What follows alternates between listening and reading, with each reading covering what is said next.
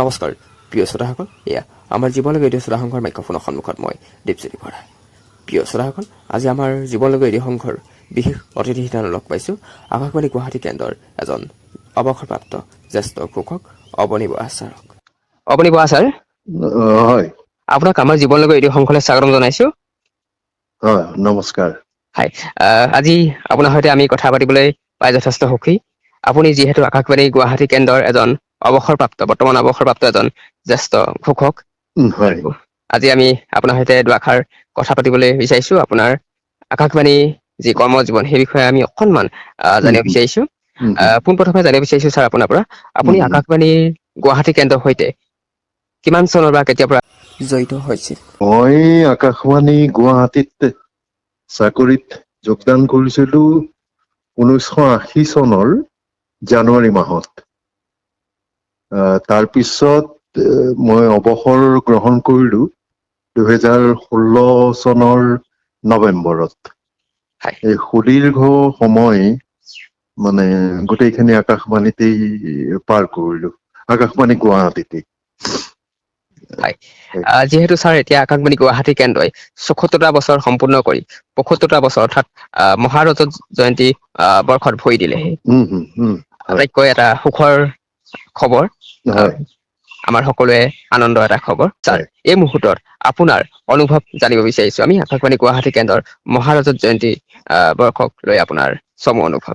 যিহেতু আপুনি আকাশবাণী হয়, গুৱাহাটী কেন্দ্ৰৰ সৈতে হয়, জড়িত হৈ আছিল আৰু এতিয়া অৱসৰপ্ৰাপ্ত জ্যেষ্ঠ ঘোষক যদিও আপুনি আকাশবাণী গুৱাহাটী কেন্দ্ৰৰ সৈতে জড়িত হৈ আছে, গতিকে আপোনাৰ হয়। অনুভৱ আমি অকণমান জানিব বিচাৰিছোঁ।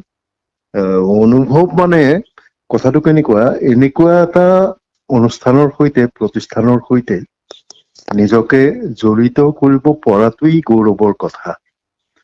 আকাশবাণী গুৱাহাটী সেই 1948 পৰা এতিয়ালৈকে এই সুদীৰ্ঘ ৭৫ বছৰৰ এটা যাত্ৰা।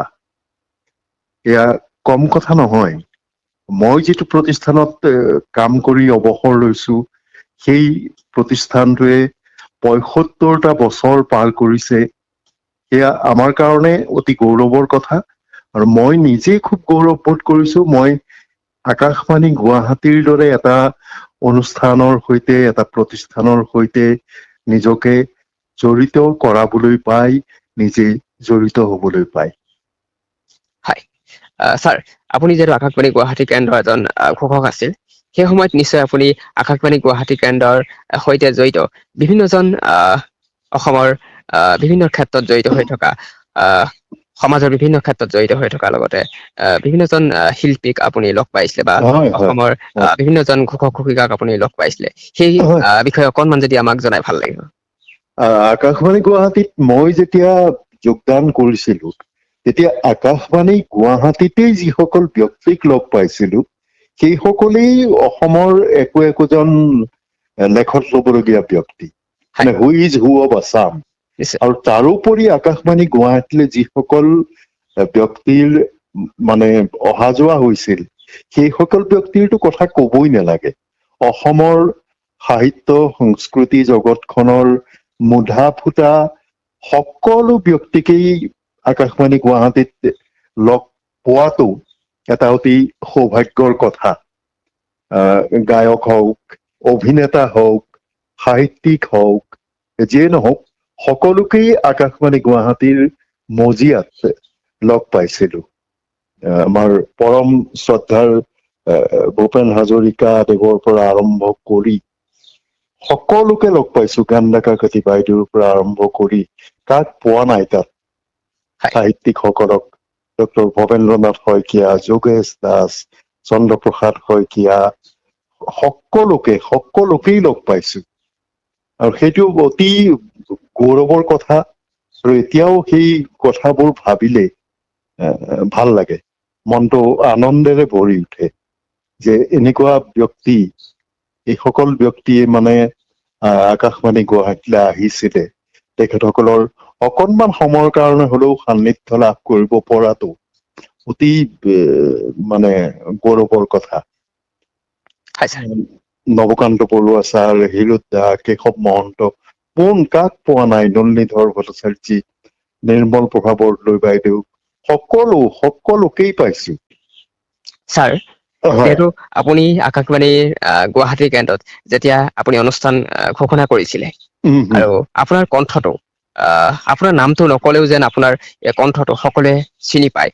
আমাৰ হুম, হুম, সকলোৱে জানে যে যেতিয়া আপুনি এই আকাশবাণী বুলি যেতিয়া কয় হুম, হুম, অপনী ছাৰ বুলি সকলোৱে গম পাইছিল। ছাৰ, হয়। আপোনাৰ এই মুহূৰ্তত আপোনাৰ পৰা আমি অকণমান এটি ঘোষণা শুনিব বিচাৰিছো আকাশবাণী গুৱাহাটী কেন্দ্ৰৰ অনুষ্ঠান সম্পৰ্কত। আমি যেতিয়া কৰিছিলো তেতিয়া আকাশবাণী গুৱাহাটী ক শাখা খ শাখা আছিলে, হয় আৰু এতিয়াতো সকলোৱে জানেই হয় এফ এম মহাবাহু আৰু বাবাহৰ আৰু বাগদাৰী শাখা। প্ৰাগজ্যোতিষপুৰ হ'ল। হয় আৰু আমি কৰাৰ দিনত চৰ্টৱেভ চাপোৰ্ট আছিলেই, FM নাছিল তেতিয়া। হয় পিছলৈ অৱশ্যে হ'লগে পিছলৈ, কিন্তু আমি কৰা সময়ত আৰম্ভণিতে নাছিলে। শ্ৰোতাসকলে এই অনুষ্ঠান শুনিছে আকাশবাণী গুৱাহাটী কেন্দ্ৰ যোগে। মিডিয়াম ৱেভ হ'ল 411.5 মিটাৰত 729 কিলোহাৰ্টজত, আৰু চৰ্টৱেভ হ'ল 41.20 মিটাৰত 7,280 কিলোহাৰ্টজত। এতিয়া নিবেদন কৰিছো শ্ৰোতাৰ অনুৰোধৰ গীতৰ অনুষ্ঠান কল্পতৰু। হয় ছাৰ, এতিয়া বৰ্তমান আপোনাৰ ঘোষণাটো শুনি ৰেডিঅ'ত আপুনি ঘোষণা কৰি থকা যেন লাগিছে। আচলতে শুনি খুব ভাল লাগিল। আৰু এটা কথা, সেই সময়ত বিনোদনৰ মাধ্যম আছিলে কেৱল ৰেডিঅ' আৰু চিনেমা। সদায়তো আৰু চিনেমা চাবগৈ নোৱাৰি, গতিকে মানুহৰ ৰেডিঅ'টো একেবাৰে আপোন আছিলে, সংগী আছিলে। আৰু ৰেডিঅ'ৰ নাটক, বিশেষকৈ নাটক, গান, এইবিলাক অতিশয় জনপ্ৰিয় আছিলে। উপন্যাস পাঠ, কাৰণ তেতিয়া নাটক আমাৰ জেনেৰেলত মানে ক শাখাতটো বাজিছিলেই নাটকৰ অনুষ্ঠানত, হয় তাৰোপৰি আইদেউৰ বুৰঞ্জীত নাটক বাজিছিলে। গতিকে এটা সুন্দৰ সময়, আৰু বহুতো শ্ৰোতা তেতিয়া শ্ৰোতাই আকাশবাণী শুনিছিলে। গতিকে বৰ সুন্দৰ সময় আছিলে সেয়া, হয় সোণালী সময় নিশ্চয়। আকাশবাণীৰ। আকাশবাণী গুৱাহাটী কেন্দ্ৰৰ সামাজিক মাধ্যমৰ যোগেদিও উপভোগ কৰিব পৰা হৈছে। উম। গতিকে ছাৰ, এই মুহূৰ্তত এই সম্পৰ্কত আপোনাৰ ছাৰ অনুভৱ অকমান জানিব বিচাৰিছো। নহয়, পৰিসৰটো বৃদ্ধি হৈ গৈ আছে, খুব ভাল কথা হৈছে। কাৰণ মানুহে আগতে ৰেডিঅ'তটো আৰু হাতত লৈ ঘূৰি ফুৰিব নোৱাৰে, ঘৰতেই শুনিব লগা হয়। আৰু এতিয়া যিহেতু মোবাইল এপটোত শুনিব পৰা হ'ল, হয় য'তে ত'তে মন গলেই আকাশবাণী গুৱাহাটীৰ অনুষ্ঠান এতিয়া শুনো বুলিলে শুনিব পাৰি। নিশ্চয় আৰু তাতে কিছুমান বিশেষ অনুষ্ঠান এতিয়া ফেচবুক লাইভ হয়। হয় গতিকে শ্ৰোতাই শুনাৰ লগতে দেখিও থাকে। হয় গতিকে সেই আকৰ্ষণটো দুগুণে বৃদ্ধি পায়। যিহেতু যিজনে কৈ আছে তেখেতক দেখিও আছে, হয় সেই এটা খুব ভাল কথা হৈছে। আৰু এইদৰে শ্ৰোতাৰ সংখ্যা নিশ্চয় বাঢ়িছে আগতকে। আগতকে বাঢ়িছে মানে তাতে এটা কথা আছে। হয় মই যিটো কৈ আহিলো যে এটা সময়ত কেৱল ৰেডিঅ'টোৱেই মাধ্যম আছিল, হয় হয় তেতিয়াৰ শ্ৰোতাৰ সংখ্যা আৰু এতিয়াৰ শ্ৰোতাৰ সংখ্যাটো তুলনা কৰিব নোৱাৰি। হয় কাৰণ তেতিয়া শ্ৰোতা যথেষ্ট আছিলে, কাৰণ অন্য মাধ্যম নাছিল। বিনোদনৰ মাধ্যম নাছিল হয় হয় সেইকাৰণে। হয় আৰু তাৰপিছত দূৰদৰ্শন আহিল, তাৰপিছত বিভিন্ন ব্যক্তিগত চেনেল বিলাক আহিল। হয় মানুহৰ পচন্দ অপচন্দ মানে সলনি হবলৈ ধৰিলে, নিশ্চয় যে এইটো নাচাওঁ এইটো চাম, এইটো নুশুনো এইটো শুনিম। লগে লগে অতি শেহতীয়াকৈ FM ৰেডিঅ' বিলাক আহিল। গতিকে আকাশবাণীৰ শ্ৰোতাৰ সেই সংখ্যাটো কিছু পৰিমাণে হ্ৰাস পালে। কিন্তু এতিয়া এই ফেচবুক লাইভ যে হ'ল, হয় এতিয়া কিন্তু শ্ৰোতাৰ সংখ্যা এই যিটো কমি আহিছিলে অলপ, সেই হয় কমা সংখ্যাটোৰ পৰা এতিয়া কিন্তু শ্ৰোতাৰ সংখ্যা বৃদ্ধি পাবলৈ লৈছে। এই এটা খুব ভাল কথা হৈছে। কাৰণ আমাক শ্ৰোতা লাগে। হয় কাৰণ আমি অনুষ্ঠান কাৰ কাৰণে কৰো? শ্ৰোতাৰ কাৰণে কৰো। নিশ্চয় আৰু আমাৰ কাৰণে শ্ৰোতাই সকলো। হয় যদি আমাৰ শ্ৰোতাই নাই, তেতিয়াহ'লে আমি কাৰ কাৰণে অনুষ্ঠান কৰিম? গতিকে আমাৰ কাৰণে শ্ৰোতা সৰ্বে সৰ্বা। হয়। 1 নম্বৰত আমাৰ লিচনাৰ্ছ, শ্ৰোতা। হয়, ছাৰ, আকাশবাণী গুৱাহাটী কেন্দ্ৰৰ অনুষ্ঠানসমূহৰ ওপৰত আপোনাৰ চমু অনুভৱ জানিব বিচাৰিছো ছাৰ। যিহেতু আকাশবাণী গুৱাহাটী কেন্দ্ৰই সাহিত্য সংস্কৃতি শিক্ষাৰ ক্ষেত্ৰত শ্ৰোতাসকলক বিভিন্ন ধৰণৰ অনুষ্ঠান প্ৰচাৰ কৰি শ্ৰোতাসকলক উপকৃত কৰি আহিছে। গতিকে ছাৰ, আপোনাৰ পৰা আমি অকণমান আকাশবাণী গুৱাহাটী কেন্দ্ৰৰ অনুষ্ঠানসমূহৰ ওপৰত আপোনাৰ অনুভৱ অকণমান জানিব বিচাৰিছো। আকাশবাণীৰ যিটো উদ্দেশ্য সেইটোৱেই হ'ল বহুজন হিতায় বহুজন সুখায়। আমাৰ আকাশবাণীৰ লক্ষ্যটো হৈছে ইনফোটেইনমেণ্ট, তথ্য আৰু বিনোদন। এতিয়া আকাশবাণী গুৱাহাটীৰ ক্ষেত্ৰকেই যদি আমি ধৰো, তেতিয়াহ'লে আকাশবাণী গুৱাহাটীতেই সকলো ধৰণৰ শ্ৰোতাৰ কাৰণে অনুষ্ঠান প্ৰচাৰ কৰা হয়। আমাৰ ইয়াত জনগোষ্ঠীয় যিখিনি আছে শ্ৰোতা, সেইখিনিৰ কাৰণে অনুষ্ঠান প্ৰচাৰ কৰা হয়, গান প্ৰচাৰ কৰা হয়। আমাৰ আকাশবাণীটো হৈছে আমাৰ জাতীয় জীৱনৰ এটা অংগস্বৰূপ। হয়। তাত গোটেইখিনি প্ৰতিফলিত হয়। সাহিত্য সংস্কৃতিৰ পৰা আৰম্ভ কৰি লোক কলা, লোক কৃষ্টিৰ পৰা আৰম্ভ কৰি আধুনিক গীতলৈকে হয়। সকলোখিনি হয়। আকাশবাণীয়ে সামৰি লৈছে। হয়। গতিকে আকাশবাণীৰ অনুষ্ঠানসমূহ সেইদৰেই সজোৱা হয়, যাতে প্ৰতিজন শ্ৰোতাৰ আৱশ্যকখিনি পূৰণ কৰিব পৰা যায়।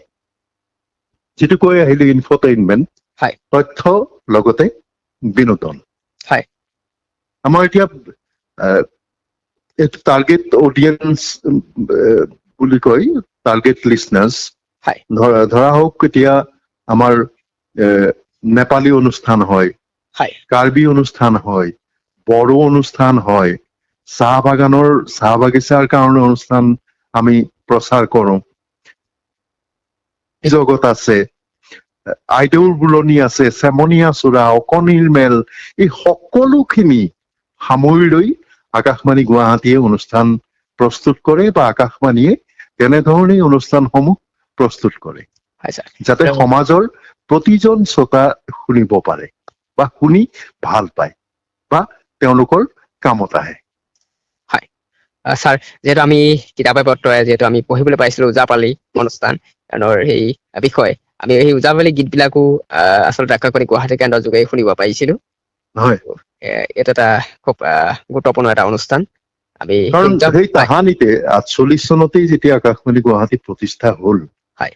তাৰ পিছতেই আমাৰ যিবোৰ লোকগীত, হয়। হয়। সেইবোৰ আমাৰ পৰম শ্ৰদ্ধাৰ পুৰুষোত্তম দাস ডাঙৰীয়াই গাঁৱে ভূঞে গৈ সেইসমূহ তেতিয়া ৰেকৰ্ড কৰি আনিছিলে। হয়। আনি সেই লোকসংগীতৰ প্ৰচাৰ কৰিছিলে। তাৰ পিছত অৱশ্যে আকাশবাণীলৈ আহি অডিশ্যন দি, সেয়া কিছু পিছৰ কথা, কিন্তু সেই ধৰণে আমাৰ লোকসংগীতৰ প্ৰচাৰ আৰু প্ৰসাৰৰ আৰম্ভ হৈছিলে। হয়। গতিকে আমাৰ আকাশবাণী কেন্দ্ৰসমূহে মানে অকল অসমৰ বুলি মই কোৱা নাই, মই সমগ্ৰ ভাৰতৰ ক্ষেত্ৰত সেই কথাটো কৈছো, মানে লোকসংগীত হওক, শাস্ত্ৰীয় সংগীত হওক, প্ৰচাৰ আৰু প্ৰসাৰত আকাশবাণীৰ ভূমিকা অপৰিসীম। আপুনি কোৱা ছাৰ, আপুনি ইমান ব্যস্ততাৰ মাজতো আমাৰ জীৱনলৈকে ৰেডিঅ' সংঘক এইকণ সময় আপুনি দিলে, তাৰ বাবে আমাৰ জীৱনলৈকে ৰেডিঅ' সংঘৰ তৰফৰ পৰা আপোনালৈ আন্তৰিক ধন্যবাদ জনাইছো। ময়ো আন্তৰিক ধন্যবাদ জনাইছো জীৱন নগৰী সংঘৰ প্ৰতিগৰাকী সদস্যক মোক এইকণ সুযোগ দিয়াৰ বাবে। সকলোকে ধন্যবাদ, হয়। লগতে তোমাকো হয়, ধন্যবাদ ছাৰ। ধন্যবাদ।